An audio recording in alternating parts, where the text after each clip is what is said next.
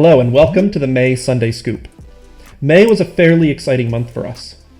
After launching our V2 UI in April, May was really focused on iterating on that experience to deliver some really exciting features for our users. For example, we added the ability to update your order in place. We added an open order book. We added candlestick charts. We added a changelog feature so you can see what's recently been updated. And we started preview of zaps in the preview environment. I'll show off each of those a bit later in this video. Next, we've been having some really great discussions on yield farming with our community and what that should look like on SundaySwap. We just launched our first governance proposal for what that should look like. So make sure you go and vote on whether you think that that proposal should be adopted or whether you think that it should be iterated on some more. Finally, I'm personally going to be hosting a Voltaire Cardano Governance Workshop here in New York City. So check the description if you're going to be in New York at the end of June 25th, and you might be interested in attending. Great, so let's get into some of those demos.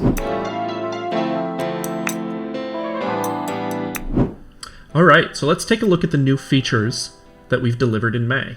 The first thing I want to call your attention to is the new bullhorn icon up here in the corner. This is our new News tab, and we can use this to release announcements about new features, ongoing governance votes, or just anything that we think that you might be interested in.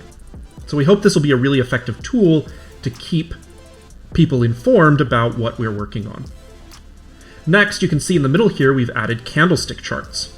This is something people have been asking for a while, and candlestick charts are a really effective tool for understanding how trading on the market is happening. So if you've never read these before, the thick part of the candle represents where the open and buy of that particular time range is, or the open and close. The color indicates whether the open price is the bottom, and thus the price rose, or the top, and then thus the price fell. And the wicks indicate what the largest and smallest and lowest trade, the highest and lowest prices in that time period are. These are also on our exchange pages. So if I go over here and load this up, you can see the exact same chart, but we also have volume information down here at the bottom. So that should be a really effective tool to help you make decisions about your order. And this information is based on the particular pool that you have selected. So if there are multiple pools with different price tiers, then they may have slightly different charts. Next, down here at the bottom, and it'll be more obvious if I switch to another token. Down here at the bottom, you can see the open, buy, and sell orders. So for example, here we see that there are a few open WMT sell orders. And if I switch to something like AGIX, you can see orders on both sides of this market. This is a really great way to understand where levels of support are and make those more informed trading decisions. Finally, if I go over to the Orders tab, you'll see that I have an open limit order here. And maybe the price of Sunday has moved since I placed this limit order, and I want to update that, or maybe I want to add more ADA to buy more Sunday, something along these lines. Normally what I would have to do is cancel the transaction and then relist it at the new settings. But now what I can do is I can go ahead and just update the order, and I can go in here and edit all of these settings, right? So I can tweak this price a little bit, maybe bring it up closer to where the market actually is. Maybe I want to buy at 0.4, and this will update the order, and this saves on transaction fees, and it's just generally more convenient. So we're really excited about these features. Let me switch over to the preview network and show you what we've got live there. So over here on the preview environment, you can see that we've enabled zaps. Now, zaps are a really awesome feature that allows you to provide liquidity to a pool with only one side of the pair. So if, for example, I have some TIUSD and I want to provide that to a liquidity pool, then I can do that all in a single transaction. And the way this works is by taking half of your TIUSD, swapping it for the other side of the pair, and then the outcome of that swap goes directly into a deposit transaction. So keep in mind as you do this that it does count as selling half of that token, but it just makes it convenient to provide liquidity to a pool if you just have a token and you want to be a liquidity provider. You can also do so with ADA. So if I went ahead and selected ADA here, and then I could select a different pool and then zap with that side. And in this case, it's using half of that ADA to buy the token and then depositing that as liquidity. So this is exercising some new features in the smart contract that have always been there but have never been used in the last year that it's been live. So we're just being a little bit more cautious about rolling this out and making sure that it gets tested on preview before we launch it on mainnet. So if you find any issues with that, feel free to head on over to our Discord and report them there, and we'll get them sorted.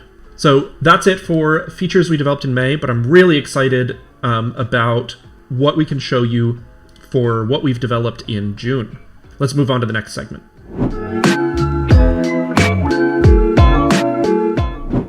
The next thing I want to talk about is yield farming. So yield farming is the process where liquidity providers can earn an extra yield for the extra risk of impermanent loss that they suffer by providing that liquidity. We've been having really great discussions for the last month about what yield farming on Sundae Swap should look like. And we just passed our temperature check and started the on-chain vote for what we're proposing that system be.